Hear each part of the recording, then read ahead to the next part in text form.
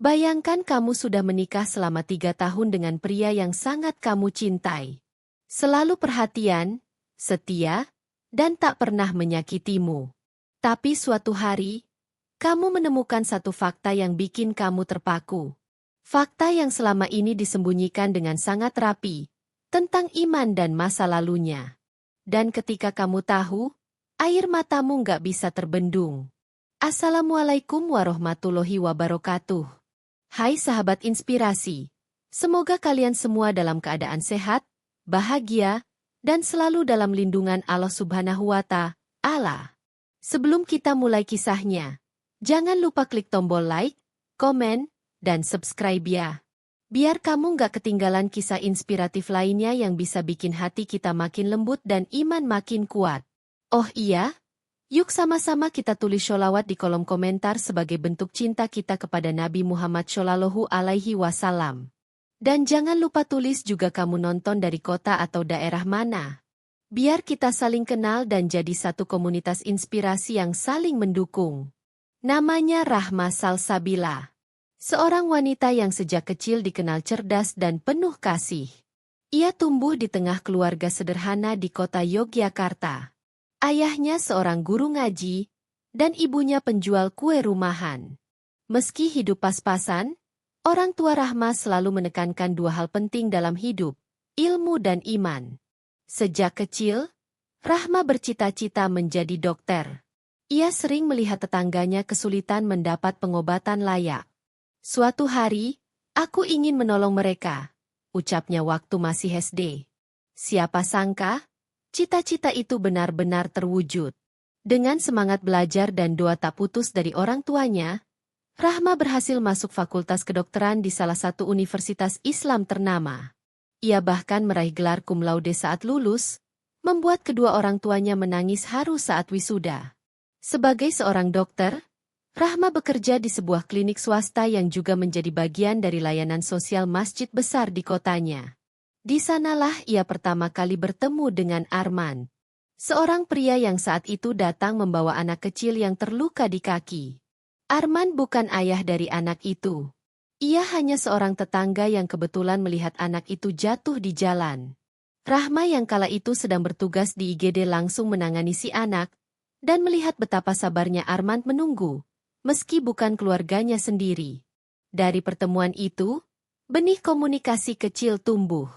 Awalnya hanya sapaan singkat saat Arman kembali ke klinik untuk kontrol si anak. Lalu mulai bergeser ke pembicaraan ringan, tentang pekerjaan, tentang kehidupan, dan tak lama kemudian, tentang keimanan.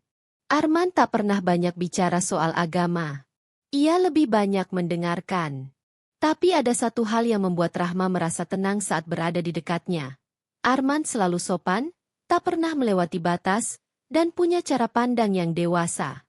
Ia tak menunjukkan tanda-tanda gombal murahan, seperti pria-pria lain yang sering mencoba mendekati Rahma. Arman berbeda. Setelah beberapa bulan mengenal Arman, Rahma sempat bertanya dalam hati, apa dia Muslim? Ia memang tak pernah melihat Arman salat di masjid, tapi ia juga tak pernah melihatnya melanggar norma. Tidak merokok, tidak pernah membicarakan orang lain, dan yang paling mengejutkan, Arman tidak pernah menyentuh Rahma. Bahkan saat mereka berboncengan motor sekalipun, ia selalu menjaga jarak. Waktu terus berjalan. Hubungan mereka semakin dekat, tapi tetap dalam batasan. Hingga akhirnya, Arman melamar Rahma secara resmi. Ia datang ke rumah dengan pakaian sederhana, didampingi dua orang pria paruh baya, yang Rahma kira adalah pamannya. Dalam lamaran itu, Arman berkata jujur, saya belum bisa menjadi imam yang sempurna. Tapi saya ingin belajar bersama Rahma. Ayah Rahma sempat ragu. Ia bertanya, Nak, kau yakin bisa membimbing anakku dalam Islam? Arman menjawab pelan, saya sedang belajar. Saya bukan ahli agama, tapi saya ingin istiqomah bersama dia. Jawaban itu membuat hati ayah Rahma luluh. Pernikahan pun dilangsungkan dengan akad sederhana di masjid kampung, hanya dihadiri keluarga terdekat. Tanpa resepsi mewah, tanpa publikasi berlebihan. Namun pernikahan itu penuh keberkahan. Setelah menikah, Rahma mulai menjalani peran barunya sebagai istri sambil tetap bekerja sebagai dokter. Ia bahagia. Armand adalah suami yang sangat penyayang, sabar, dan selalu mendukung setiap langkah Rahma. Ia bukan tipe pria yang banyak bicara, tapi dalam diamnya ada kasih sayang yang nyata. Namun, ada satu hal yang kerap membuat Rahma bertanya-tanya. Selama 3 tahun mereka menikah, ia tak pernah melihat Armand salat di depannya. Setiap kali azan berkumandang, Armand akan diam di kamar atau pura-pura sibuk. Kalau ditanya, jawabannya selalu lembut. Aku malu, Ma. Aku masih belajar. Rahma yang lembut tidak memaksa. Ia percaya, setiap orang punya perjalanan iman masing-masing. Ia yakin, seiring waktu, Armand akan terbuka. Rahma bahkan pernah menulis di jurnal pribadinya. Suamiku adalah orang baik. Mungkin imannya belum kuat, tapi aku percaya, cinta yang benar akan menguatkan jalan seseorang menuju Allah. Keluarga Rahma juga menyayangi Armand. Mereka menganggap menantu satu itu seperti anak sendiri. Tapi anehnya, selama 3 tahun menikah, Rahma belum pernah bertemu satupun anggota keluarga Armand. Kalau ditanya, Armand hanya berkata, keluargaku jauh di luar Jawa. Mereka sibuk. Belum bisa datang. Awalnya Rahma mengerti. Tapi lama-lama, ia mulai merasa ada yang disembunyikan. Armand juga tidak aktif di media sosial. Ia tak punya akun Facebook, Instagram, bahkan WhatsApp hanya digunakan seperlunya. Aku orangnya nggak terlalu suka gadget, katanya. Rahma menerima semua itu. Ia yakin, yang penting dalam rumah tangga adalah ketulusan, bukan postingan. Tapi diam-diam, hati kecil Rahma merasa, suaminya menyimpan sesuatu. Dan ia tak tahu bahwa rahasia itu akan segera terbongkar di tahun ketiga pernikahan mereka, saat Armand mengajaknya pulang kampung secara mendadak. Hari itu, langit mendung seperti menyimpan sesuatu. Armand mendadak mengajak Rahma pulang ke kampung halamannya di Sumatera Utara, dengan alasan ibunya sakit keras dan ingin bertemu dengannya. Rahma, yang terkejut dengan ajakan mendadak itu, tentu saja langsung setuju. Ia bahkan merasa senang karena akhirnya akan berjumpa dengan keluarga suaminya. Sesuatu yang selama 3 tahun ini belum pernah terjadi. Selama di perjalanan, Armand tampak gelisah. Tangannya sering menggenggam kuat setir mobil. Sesekali ia menarik napas panjang. Rahma, yang duduk di sebelahnya, mencoba menenangkan. Kamu kenapa, Mas? Nervous ya? Armand hanya tersenyum samar. Aku belum tahu bagaimana nanti keluargaku menerima kita. Rahma menanggapinya ringan, yang penting kita datang dengan niat baik. Insya Allah semua lancar. Perjalanan itu terasa lebih panjang dari biasanya. Seakan waktu memperlambat jalannya. Saat mereka tiba di sebuah desa kecil yang asri dan sejuk, Rahma melihat banyak rumah dengan ornamen Natal. Ia sempat berpikir, mungkin di sini banyak umat Kristiani. Tapi ia belum berpikir sejauh itu. Sesampainya di rumah keluarga Armand, mereka disambut oleh seorang wanita paruh-baya yang wajahnya mirip dengan Armand. Dialah ibunya. Namun, tidak ada pelukan hangat atau sapaan keakraban. Ibunya hanya berkata datar, akhirnya kamu pulang juga, Armand. Rahma mencoba bersikap ramah. Assalamualaikum, Bu. Ibunya tidak menjawab salam itu. Justru diam, lalu masuk ke dalam rumah. Saat itulah Rahma merasa sesuatu tidak beres. Di dalam rumah, Rahma duduk di ruang tamu yang penuh foto keluarga. Tapi ada satu hal yang mengejutkan. Semua simbol dan ornamen keagamaan di rumah itu menunjukkan bahwa keluarga Armand adalah pemeluk agama Kristen yang taat. Ada salib besar di dinding, foto keluarga dengan jas putih gereja, dan bahkan gambar Yesus terpajang jelas di ruang makan. Rahma semakin bingung. Tapi ia mencoba menahan diri dan bersikap sopan. Tak lama, adik perempuan Armand datang dan menyapa Rahma dengan ramah. Mereka sempat berbincang ringan, Hingga adik iparnya berkata kalimat yang membuat jantung Rahma hampir berhenti berdetak. Kakak hebat ya, bisa bikin Mas Arman tetap istiqomah meskipun jauh dari keluarga.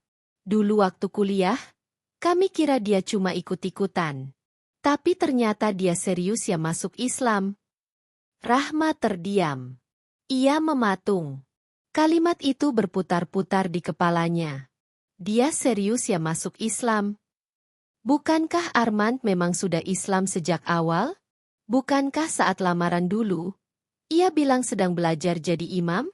Apa maksud kalimat itu? Malam harinya, saat semua anggota keluarga sudah masuk kamar, Rahma duduk termenung di balkon rumah kayu itu. Angin malam terasa dingin menusuk kulit, tapi pikirannya jauh lebih dingin dan menggigil. Arman menyusul duduk di sampingnya. Awalnya mereka diam. Lalu Rahma berkata pelan, "Mas, aku ingin tahu yang sebenarnya." Arman menarik napas panjang. Matanya menatap gelapnya langit. "Kamu berhak tahu, Ma," katanya lirih. Lalu ia mulai bercerita. Dan setiap kalimat yang keluar dari mulut Arman adalah pecahan-pecahan rahasia yang selama ini dikubur dalam-dalam. Arman lahir dan besar di keluarga Nasrani yang sangat taat. Ayahnya bahkan adalah seorang pengurus gereja di kota kecil tempat mereka tinggal. Sejak kecil, ia dididik dengan keras, disiplin, dan sangat menjunjung nilai-nilai agama Kristen. Tapi ketika masuk kuliah dan tinggal jauh dari rumah, Arman mulai mengenal banyak teman dari berbagai latar belakang, termasuk teman-teman Muslim yang tulus dan sederhana. Salah satu yang paling berpengaruh adalah teman sekamarnya di kos, seorang mahasiswa teknik dari pesantren. Arman melihat sendiri bagaimana sahabatnya itu bangun setiap malam untuk tahajud, tak pernah meninggalkan salat 5 waktu, dan selalu bersedekah bahkan dalam keadaan pas-pasan. Mereka sering berdiskusi tentang banyak hal, termasuk soal agama. Dan semua itu dilakukan tanpa paksaan, tanpa adu argumen. Justru karena itulah Arman merasa nyaman. "Awalnya aku cuma penasaran, Ma," ujar Arman. "Tapi makin lama, aku jatuh cinta. Bukan pada orangnya, tapi pada ajarannya. Pada kedamaian Islam. Pada Al-Quran." Diam-diam, Arman mulai belajar Islam. Ia membaca terjemahan Al-Quran, menghadiri kajian diam-diam, dan mencoba salat sendirian. Dan di tahun kedua kuliah, ia memutuskan menjadi mualaf.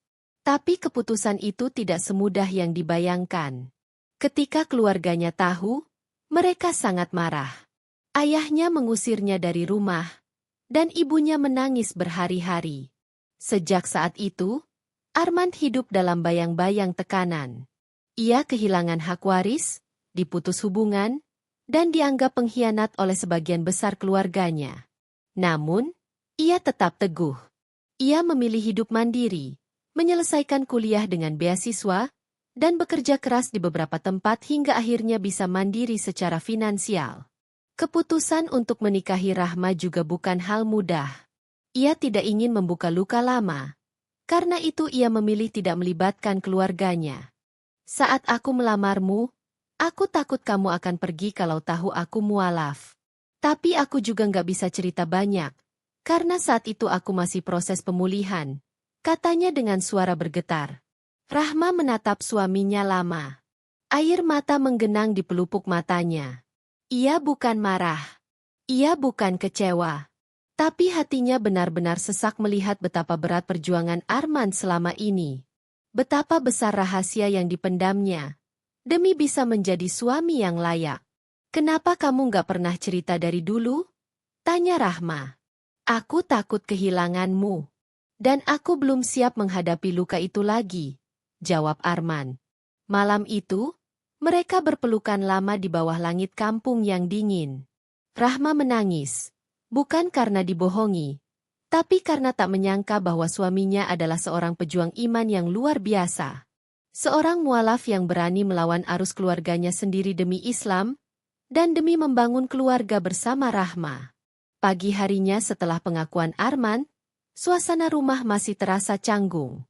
Rahma bangun lebih dulu dan mencoba membantu di dapur. Meski suasana di antara ia dan ibu mertuanya sangat dingin. Tak ada obrolan hangat, hanya suara alat dapur yang beradu. Rahma menyadari bahwa kedatangannya ke rumah ini membawa luka lama bagi keluarga Armand. Namun ia tetap memilih bersikap lembut dan menghormati. Saat sarapan, barulah Rahma melihat wajah ayah mertua Armand. Seorang pria tinggi besar dengan sorot mata tajam, duduk di ujung meja tanpa sekalipun menatap ke arah mereka.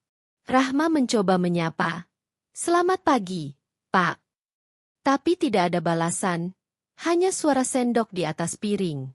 Armand memegang tangan Rahma di bawah meja, seolah memberi isyarat agar ia sabar. Dan Rahma hanya bisa menelan rasa pahit itu dalam diam. Beberapa hari di rumah itu terasa seperti ujian panjang. Rahma dan Armand tidak diizinkan tidur dalam satu kamar. Ayah Armand bahkan sempat berkata dingin, "Dalam rumah ini, pernikahan kalian tidak sah."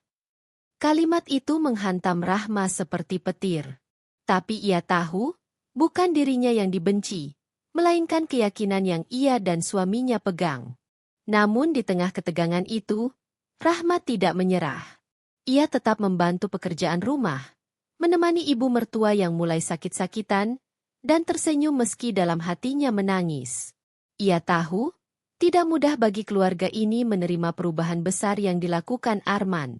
Tapi ia percaya, hati manusia bisa luluh jika didekati dengan kasih. Rahma mulai memperkenalkan Islam bukan dengan ceramah, tapi dengan tindakan. Setiap pagi ia menyapu halaman, membantu memasak, dan bahkan menemani ibu mertua saat kelelahan. Ia merawat dengan sepenuh hati, layaknya ibu kandung sendiri. Saat ibu mertua mengeluh sakit pinggang, Rahma diam-diam memberikan terapi ringan seperti yang biasa ia lakukan di klinik. Sentuhan itu membuat ibu mertua sedikit melunak.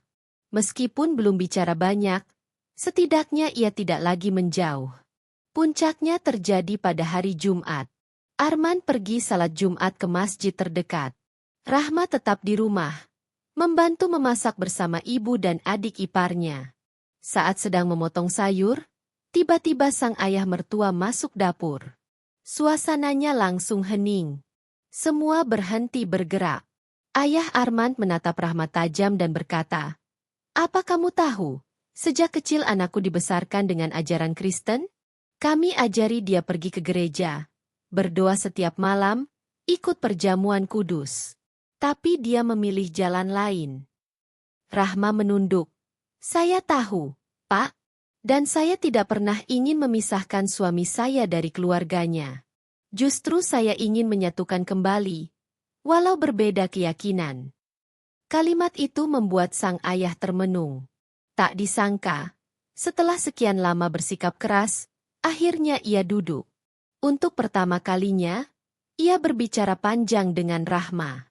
Ia bercerita tentang kekecewaannya, ketakutannya kehilangan anak laki-laki satu-satunya, dan bagaimana ia merasa dikhianati.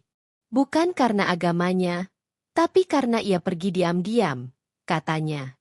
Rahma hanya bisa mendengarkan.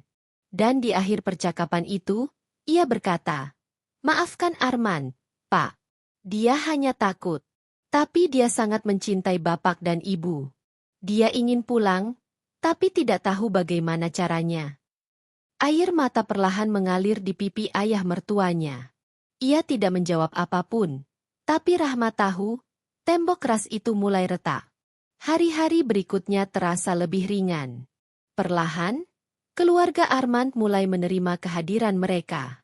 Meskipun perbedaan keyakinan masih menjadi jurang yang besar, tapi sikap Rahma yang lembut dan tidak memaksa mulai membuka hati mereka. Bahkan sang ibu mertua mulai bertanya hal-hal kecil tentang Islam. Kenapa Rahma selalu menutup aurat? Kenapa ia salat 5 kali sehari? Dan kenapa setiap sebelum makan ia selalu berdoa?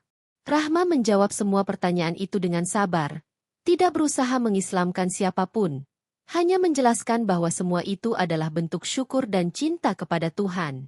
Islam mengajarkan kasih sayang, bukan kebencian.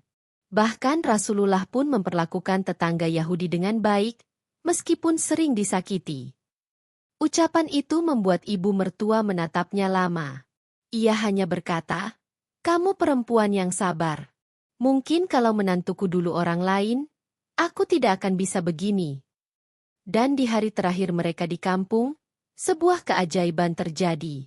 Saat hendak pamit pulang ke Yogyakarta, ayah Arman tiba-tiba memberikan sesuatu, sebuah kotak kayu kecil. "Ini punya Arman waktu kecil. Bawalah. Mungkin suatu hari kalian bisa tunjukkan pada anak kalian dari mana ia berasal," katanya. "Itu bukan hanya pemberian biasa. Itu adalah simbol penerimaan." Air mata Rahma langsung jatuh. Ia memeluk ibu mertuanya, yang kini membalas pelukan itu erat. Bahkan sebelum masuk mobil, sang ayah berkata pelan kepada Arman, "Kalau kamu sudah yakin dengan jalanmu, maka jalani dengan penuh tanggung jawab. Tapi ingat, rumah ini tetap terbuka untukmu." Dalam perjalanan pulang, Arman tak henti mengucap syukur. Ia menggenggam tangan Rahma dan berkata, "Kamu bukan hanya istriku, Ma, tapi malaikat yang Allah kirim untuk menyembuhkan luka masa laluku." Rahma tersenyum, "Dan kamu adalah jawaban dari setiap doa yang aku panjatkan sejak kecil. Aku ingin punya suami yang bukan hanya mencintaiku, tapi mencintai Allah di atas segalanya." Sesampainya di rumah, mereka mulai menata kembali kehidupan. Tapi ada yang berubah. Arman kini lebih aktif dalam belajar agama. Ia mulai ikut kajian, belajar tahsin, bahkan sesekali menjadi MC dalam acara pengajian pemuda. Ia pun mulai salat berjamaah di masjid bersama warga sekitar. Kisah mereka menginspirasi banyak orang. Rahma diminta mengisi seminar keluarga muda, sedangkan Arman diminta berbagi kisah tentang perjuangan mualaf di berbagai komunitas. Mereka tidak pernah mengklaim diri sempurna. Justru dari kisah luka dan kesabaran itulah mereka menjadi cahaya bagi orang lain. Dan yang paling indah, setahun setelah peristiwa itu, tepat di bulan Ramadan, Rahma menerima kabar mengejutkan. Ibu mertuanya mengirim pesan lewat adik iparnya. "Aku ingin belajar Islam. Bukan karena paksaan, tapi karena aku melihat kedamaian dalam diri Rahma." Air mata Rahma tak terbendung. Ia sujud syukur lama sekali. Ia tidak pernah menyangka bahwa kesabarannya selama ini akan membuka pintu hidayah bagi orang yang dulu menolaknya. Hari itu, di rumah sederhana mereka, Rahma berkata kepada suaminya, "Mas, ternyata ketika kita ikhlas mencintai karena Allah, maka Allah akan mencintai kita dengan caranya yang paling indah." Sobat Inspirasi, dari kisah ini kita belajar bahwa iman kadang butuh perjuangan yang tak terlihat. Kadang cinta itu hadir bukan hanya untuk memeluk, tapi juga untuk menjaga dalam diam. Kalau kamu terinspirasi dari kisah ini, yuk tulis, "Masya Allah Tabarok Allah," di kolom komentar. Sampai jumpa di kisah inspiratif berikutnya. Wassalamualaikum warahmatullahi wabarakatuh.